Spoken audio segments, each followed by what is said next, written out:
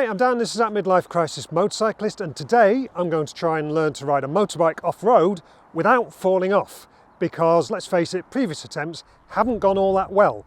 When I rode a Honda CRF 350 at the Dave Thorpe Enduro training session, this happened.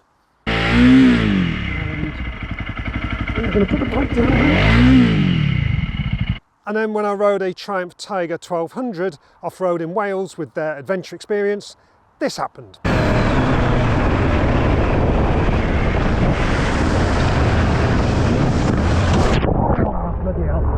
Anyway, hopefully none of that will be occurring today, and the guys helping me in that ambition are Phoenix Motorcycle Training. Now these guys can help you get your CBT license, your Mod 1, your Mod 2, get you a proper road motorcycle license, but they also do off-road bike training at various levels. You can do a kind of teaser session, level 1, level 2, level 3, various different levels, packages of off-road training depending on your experience level, and I'm here today in the Peak District to try a bit of a kind of mega mix of all their different training packages, see how we get on. Now the bike I'm going to be riding is this Fantic XEF 250. It is, clue in the name, a 250cc 4-stroke petrol powered bike. I say that because obviously I'm just fresh from riding the Zero XE electric off-road bike, which actually is quite an interesting comparison with this Fantic for the fact that they both have about 20 horsepower. They're similar weight, around 100 kilos. I think the Fantic is very slightly heavier.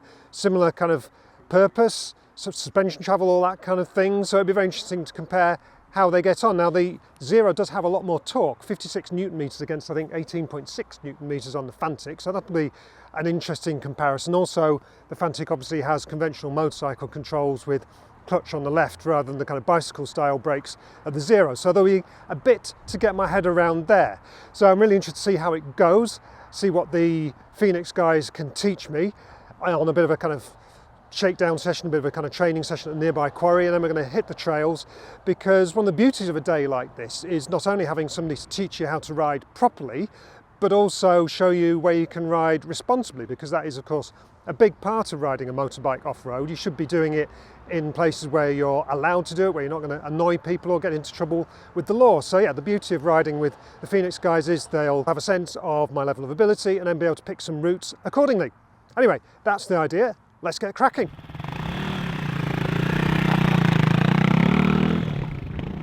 Right, so here we are with some basic training. Start with the simple bits and then build up. So what we've got here is a flat corner, which JB, the instructor, is talking me through on the earpiece here. So just start with the simple stuff and kind of build up really. So he's been telling me lean the bike in, stand the bike up, stand yourself up, so the opposite of road riding. So let's give it a go.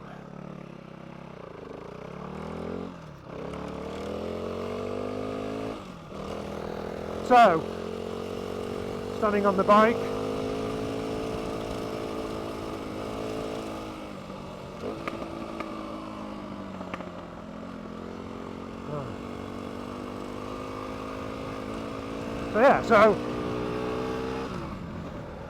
so what JB's telling me there is leaning the bike down, slowing. It's all about smoothness. So we'll go again. So standing on the approach, sitting down, weight forwards, elbows out. Telling him to push down on the bike. So he's telling me arm position is good, so you want the kind of inside arm kinked, outside arm straight. So we'll try another flat corner going the other way. So it's this kind of, it's almost like doing your Mod 1 and Mod 2 exercise again, but in a slightly more exciting environment. So, standing up, gear 3, coming up, getting the gear changes, sitting down, arms, constant throttle. So there we go.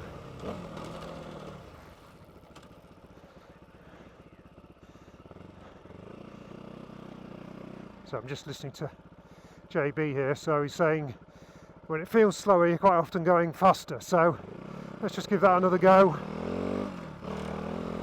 Standing up, sitting down, weight forwards, feels a bit weird.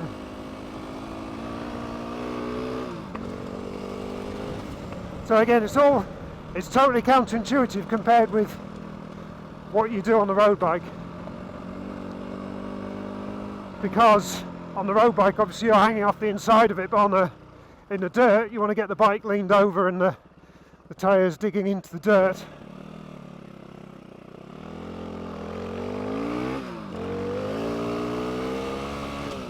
So we go, third gear, a little bit fast on the approach, try and constant throttle.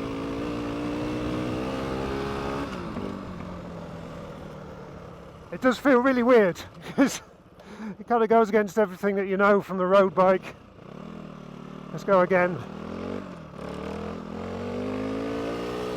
So sitting down, bit of back brake. No, don't dangle your foot. JB's telling me to resist the urge to put my foot down, so your instinct, because you see everybody doing it on film, is to stick your leg out like a cool motocross dude. But JB's advised me against that because obviously if your foot catches a rock or something like that, it's going to send a big shock through your knee. I've got these big stiff boots on. The first thing to give way is going to be an ACL ligament or something like that in my leg, so resist the urge to stick my leg out like some moto hero. So I'll try for third gear in this one. So I'm going to try standing up, weight forward, push the bike in, it's a counterbalance to the outside, turn it.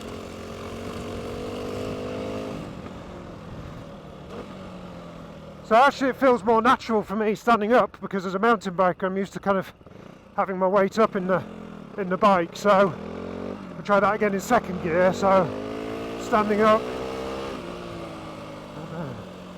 smooth through, wide throttle, he's saying.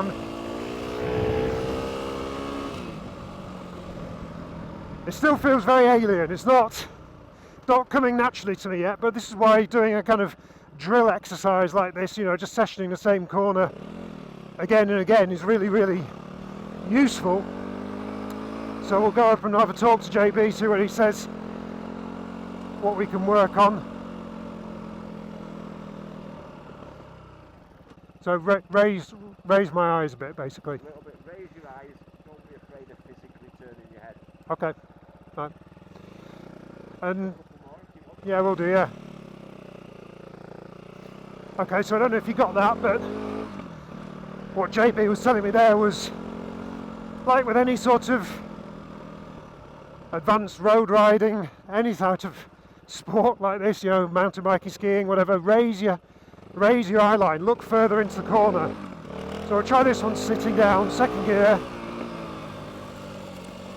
No, bike down. I was trying to ride like a road rider there. Totally the wrong way. I went off the inside of the bike, then I remembered I'm riding an off-road bike and that's not the way to do it. So I'll try again, go back again, we'll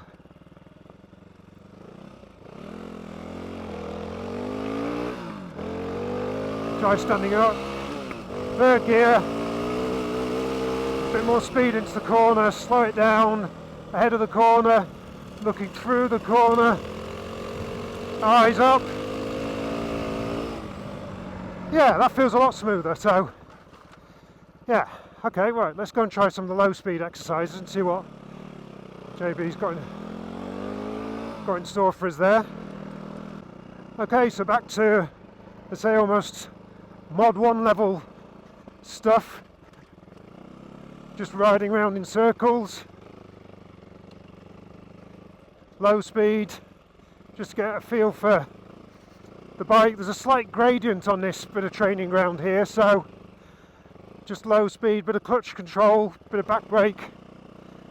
It's almost like doing your U-turns in your Mod 1, isn't it? So leaning the bike in, doing the other way now. So yeah, it is kind of super basic stuff, seemingly. It might seem a bit almost too simple, but like with anything, start with the basics. This is going to be tight,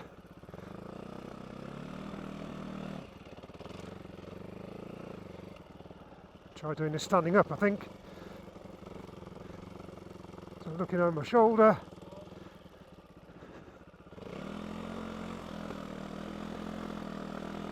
Bit of horrendous clutch slip there. But this is really quite tricky at this kind of low speed. So this feels easier standing up because it feels like I've got a bit more, I'm going to say I've got a bit more control over the bike, and I felt like I nearly dropped it there, so let's see what JB says to that. Thumbs up. Yeah, so he's saying elbows up and take a break when you feel like you're getting a bit of fatigue. So yeah, so we'll probably take that sensible advice.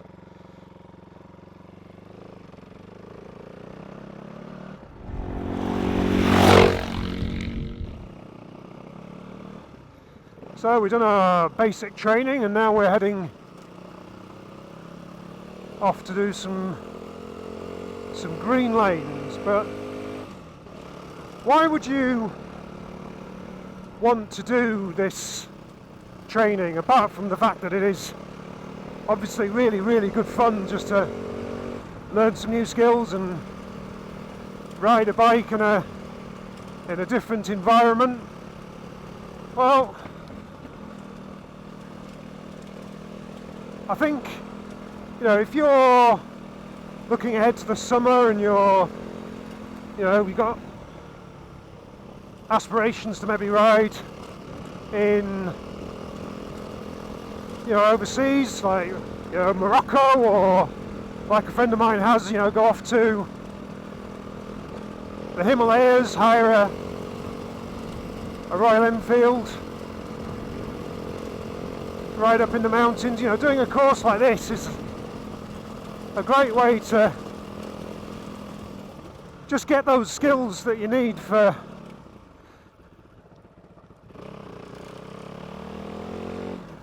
handling a bike in the rough.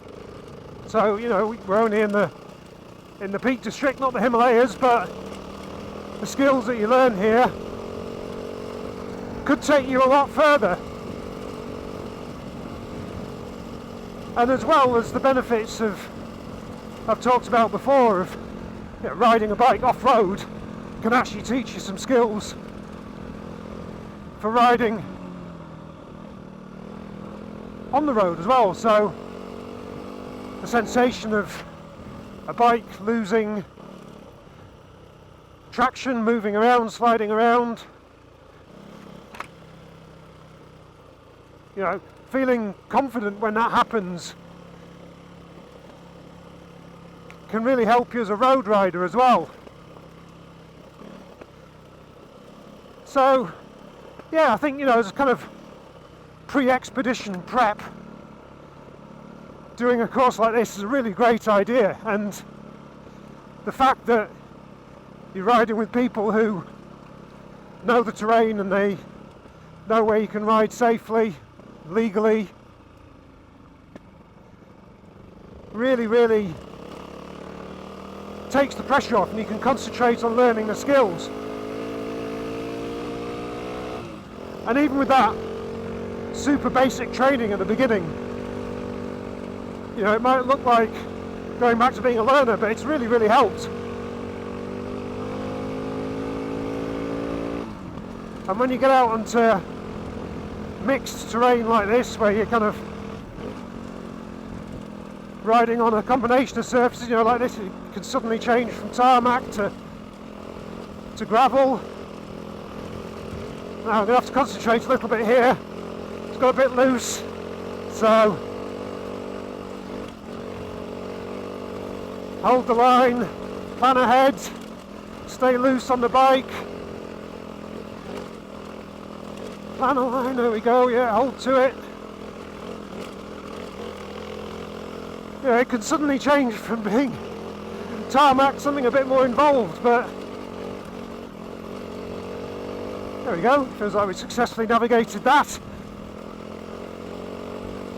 Mind the bunny rabbits, or are they hares? They look like hares to me. Anyway, but what about the bike itself? Well, it is very interesting comparing it with the electric XE.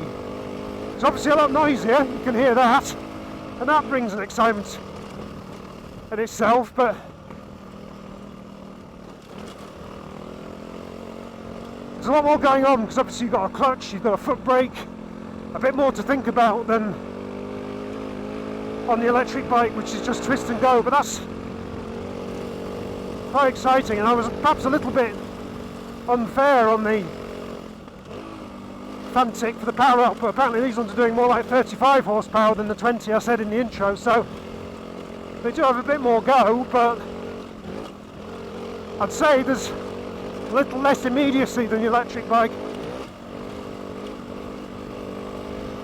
And yeah, just a lot more to think about. You know, this feels like a proper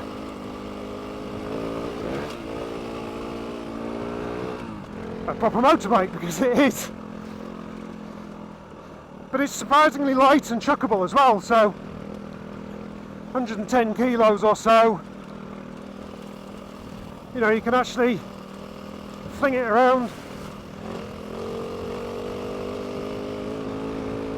And unlike the Triumph, the Tigers that we were riding in Wales, this is less than half the weight of those, and I'm feeling a lot more comfortable when it starts getting loose, because you just don't have that huge top heavy lump underneath you, and it feels built tough. You know, this single cylinder engine, it's plenty torque. The gearbox feels really kind of clunky and mechanical. The suspension just feels like it could swallow anything. So yeah, from a kind of slightly wobbly beginning, my confidence is building, although there is a big puddle up ahead.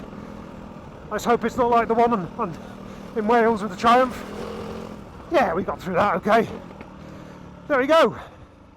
There's a bit of a flavour of what this green laning is about, and that includes stopping for gates. So let's do that. So that was a fun day out with Phoenix motorcycle training, and really interesting to ride a combustion trail bike so soon after riding an electric one as well. There was a lot more to get my head around riding the Fantic, as you would have expected, given it has clutch, gears and all that kind of thing to think about, and also for a cyclist like myself, where the Zero had bicycle style brakes, you know, on the handlebars, obviously got a foot brake like a motorbike, so with that and the terrain, a lot more to think about when I was riding the bike. But it was a challenge that I enjoyed, and with the training it really helped prepare me for once we got out onto the actual byways and green lanes that we were riding on. So it might have seemed a bit basic what we were doing at the start, it was, but then that kind of equips you for what you need to do when you get out there into the rough stuff.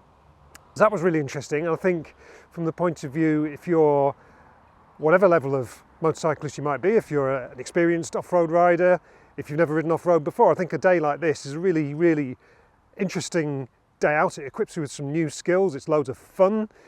It gets you out in some beautiful countryside, and it means you can get a taste of riding dirt bikes with a kind of designated grown-up looking after you, and knowing that you're not going to go take any wrong turns, kind of end up riding anywhere illegal or annoying anybody or anything like that. So it was a really interesting day out. I'd love to do it again on an electric bike as well, just to compare how that would go. So maybe we'll return and do that at some point. And also, I think with these skills, I'm fired up now to kind of maybe do a bit more, you know, to maybe a longer trip on an adventure bike that included some off-road, maybe, you know, a trip away. My friend's been chasing me to join him on a ride to the Himalayas sometime, so maybe, you know, if we do that now, I feel like I've got a little bit more skills in the bank to equip me for that. So yeah, that's been really valuable. So there we go. I hope you liked the video. If you did, please hit like. If you're not subscribed already, please do so. And for now, I say goodbye, thanks for watching, and ride safe.